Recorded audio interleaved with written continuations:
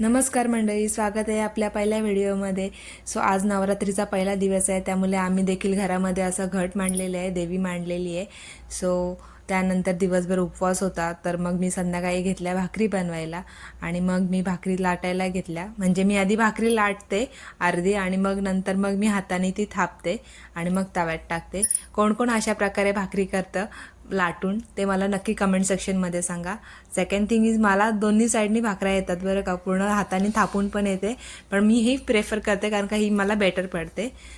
त्यानंतर मग भाकरी मी मस्त तव्यामध्ये टाकली. आपली भाकरी आता तव्यामध्ये टाकून मस्त टम्म अशी फुगलेली आहे.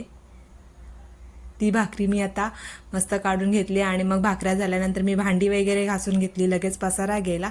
त्यानंतर मग आमच्या आईंनी घातली मुळ्याची भाजी आणि मुळ्याची भाजीमध्ये मी अशी ढवळत होते आणि त्या साईडने मीठ टाकत होत्या. त्यांनी मस्त बनवतात त्या भाजी. आणि त्यानंतर मग वड्या होत्या, दह्याची कढी होती. मी एका साईडला नैवेद्यासाठी शेव बनवली, एका साईडला पापड तळले आणि मग सगळं झालं पापड वगैरे तळून.